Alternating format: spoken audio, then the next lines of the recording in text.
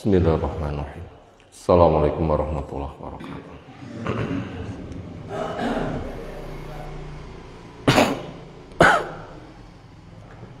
Alhamdulillahirabbil alamin. Alladzi arsala rasulahu bil huda wa dinil haqq liyudhhirahu 'alad dini kulli. Wa kafa billahi syahida wa asyhadu an la ilaha illallah wahdahu la syarikalah wa asyhadu anna Muhammadan abduhu wa rasuluh. Allahumma shalli ala Muhammad wa ala alihi wa ashabihi wa man tabi'ahum bi ihsanin ila yaumiddin. Ya ayyuhalladzina amanu taqullaha haqqa tuqatih wa la tamutunna illa wa antum muslimun. Wa ba'du fa inna asdaqal hadisi kitabullah wa khairal hadi hadi Muhammadin sallallahu alaihi wasallam.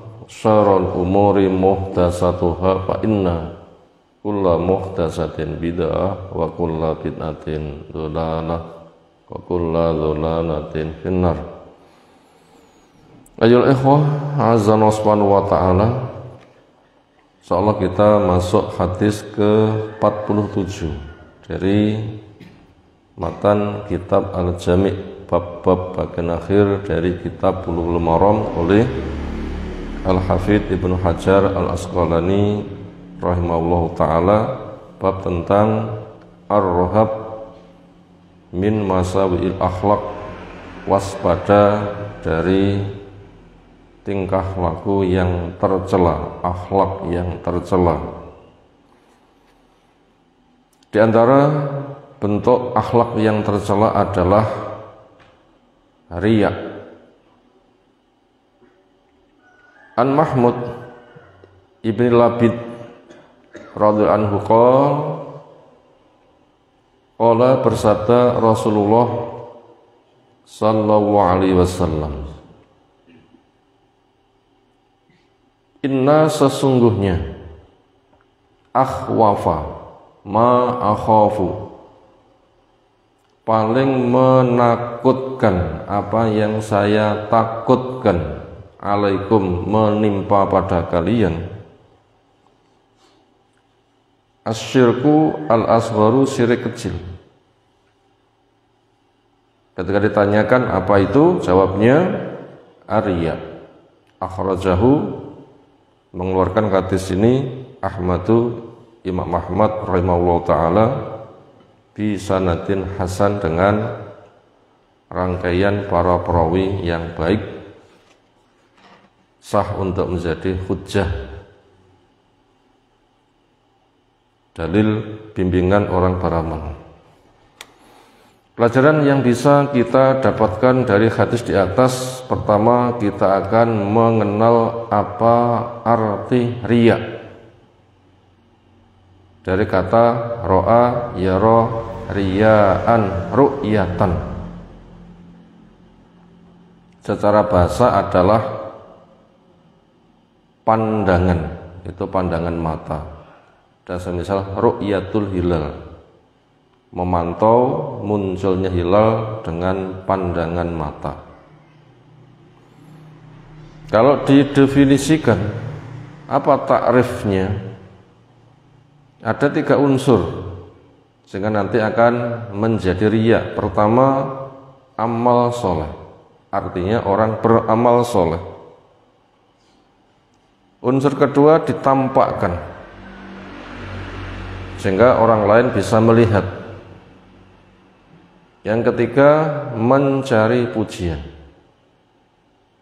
Mencari pujian agar orang lain yang melihat menyanjung.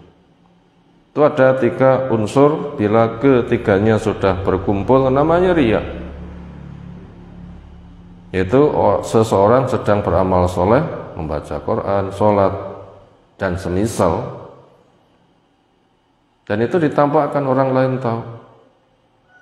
Tujuannya mereka yang mendengar, yang tahu, supaya memberikan sanjungan. Nah, itu namanya riya. Lalu pelajaran nomor 2, kita akan mengenal macam-macam riya. Ada riya syirik kecil, ada riya syirik besar.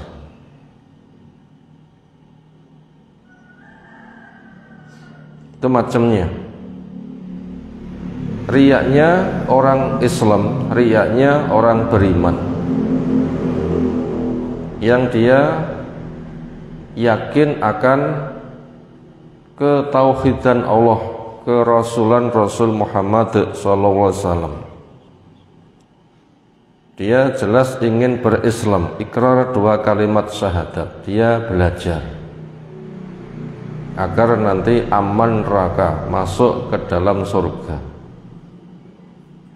Di tengah-tengah amalnya, ketika sedang dilihat oleh orang lain, dia menghiasi. Ini namanya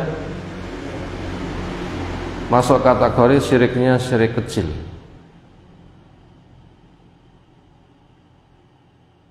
Itu macam pertama. Lalu macam yang nomor 2, riyanya orang munafik, asli kafir. Dia hidup di tengah-tengah kaum muslimin yang kuat,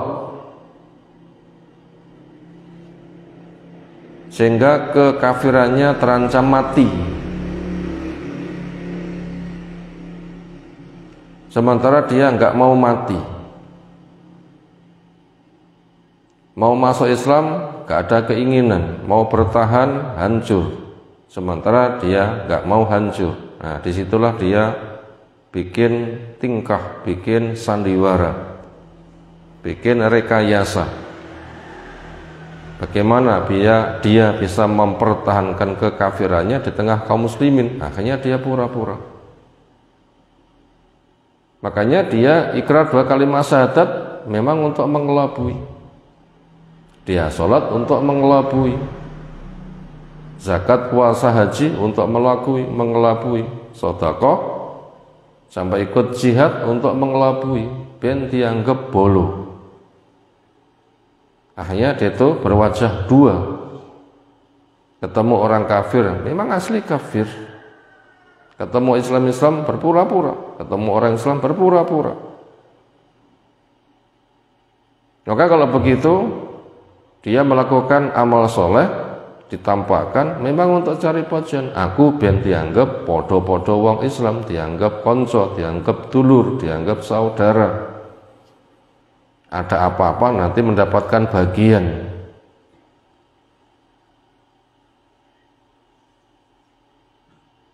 Sehingga akan terasa aman, bahkan bisa menyusup, bisa melihat rahasia-rahasia kaum muslimin, bisa menjual rahasia, nanti bisa jadi bisnis.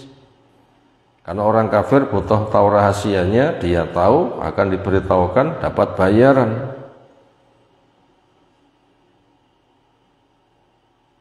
Riyaknya orang munafik kelas besar seperti itu, maka syiriknya itu syirik besar. Itu tadi macam-macam riyak. Ada riyak semata karena menyusup, dan ini riyaknya orang yang beriman, kesusupan. Yang kedua, riyaknya orang munafik memang itu sebagai pendorong, dia bertingkah. Berikutnya masuk pada pelajaran yang ketiga, kita akan melihat bahaya riyak tadi. Bahaya riyak jenis pertama, riyaknya orang Islam yang kesusupan. Dia pengen sholat, ingin dapat pahala, memang yakin itu hak. Cuma ketika dilihat oleh orang lain, dia menghiasi sholatnya.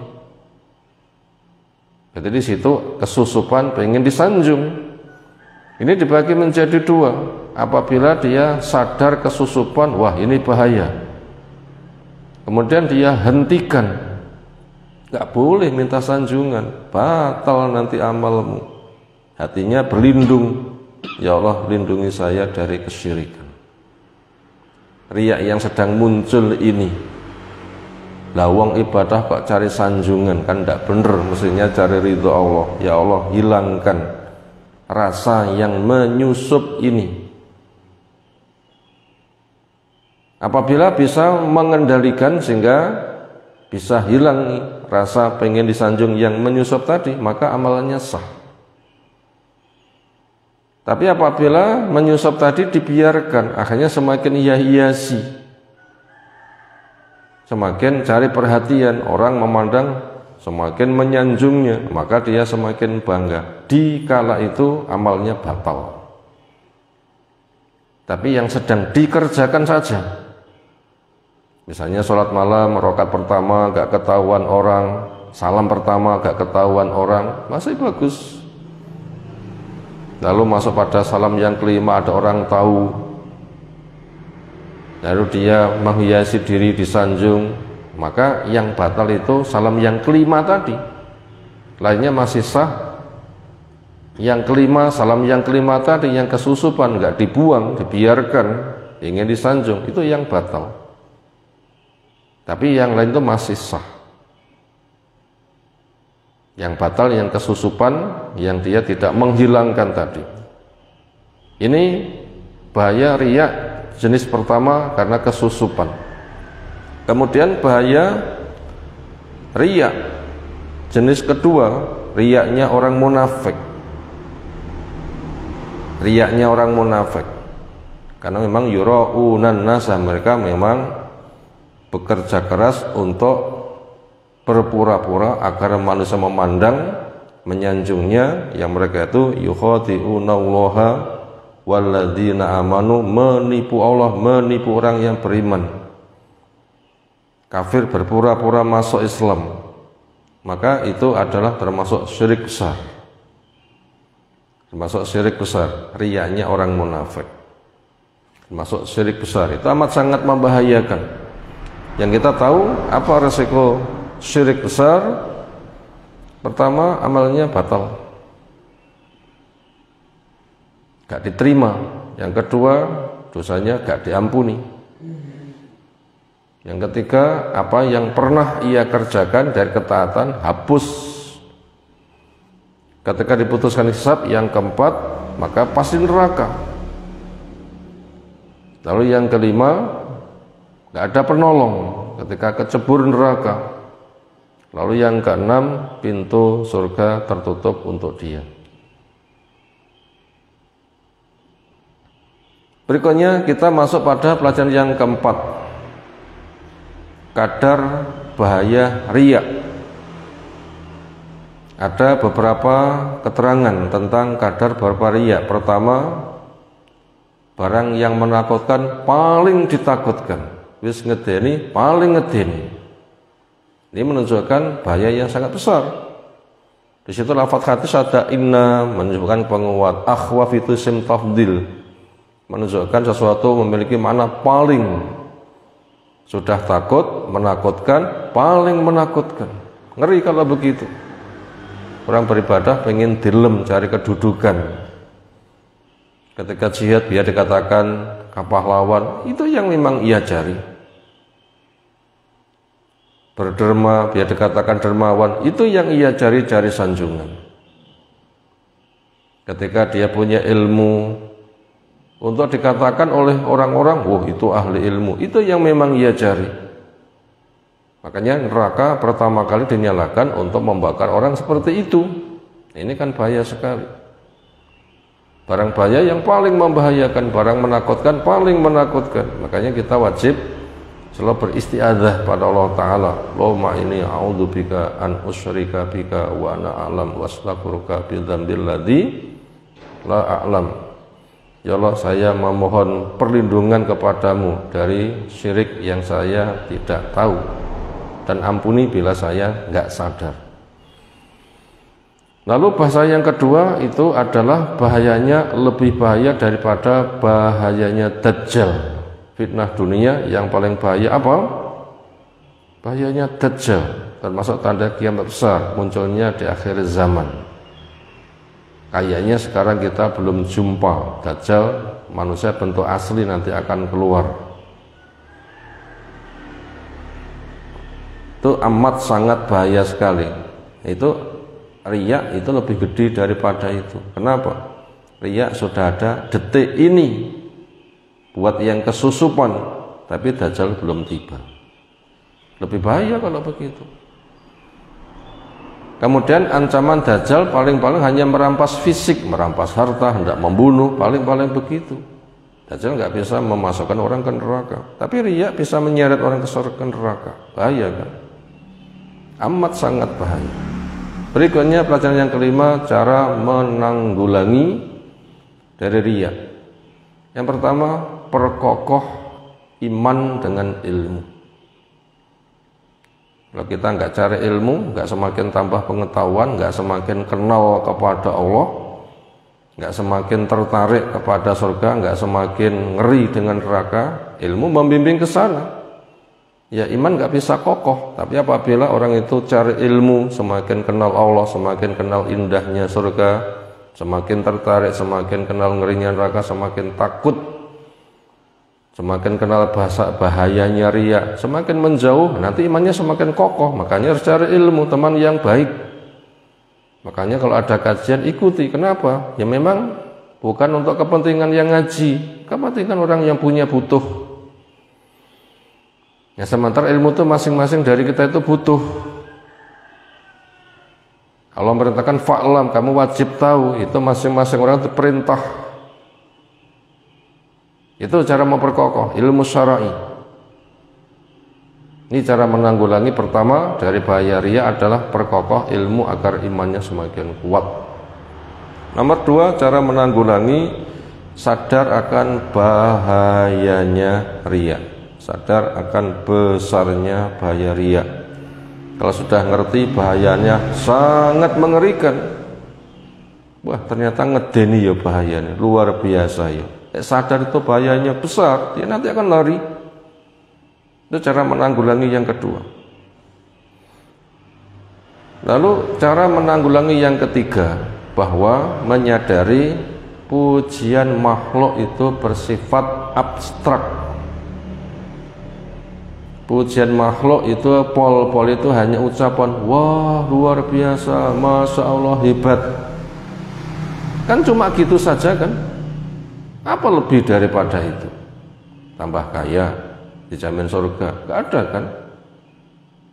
Hanya kayak sedang mekarnya bunga di sawang indah, tapi gak enak dipangan. Bentar lagi layu, rontok, disaponi, jadi resek di kuwan enjoglangan. Pujian manusia itu kelasnya hanya seperti itu. Untuk apa dicari? Dan seringnya orang memuji-muji itu malah cari perhatian, bahasa kasarnya penjilat. Kalau memang kayak begitu, untuk apa dicari pujian manusia? Itu cara ketiga menanggulangi riya adalah bahwasanya pujian manusia itu bersifat abstrak. Gak ada realnya. Lalu cara menanggulangi yang keempat, bahwa pujian Allah itu adalah surga. Nah ini yang harus kita cari. Podo-podo golek pujian, golek pujian Allah, nanti surga. Allah ridho, surga. Ya Allah lihatlah saya, ya Allah terimalah amal saya, ya Allah rahmati saya. Cari pujian Allah, nah itu bagus. Itu harus dikuatkan. Demikian beberapa pelajaran yang telah kita sampaikan. Soal hadis yang lain kita kaji menyusul. Subhanakallahumma bihamdika asyhadu an la ilaha illa anta astaghfiruka wa atubu ilaik. Assalamualaikum warahmatullahi wabarakatuh.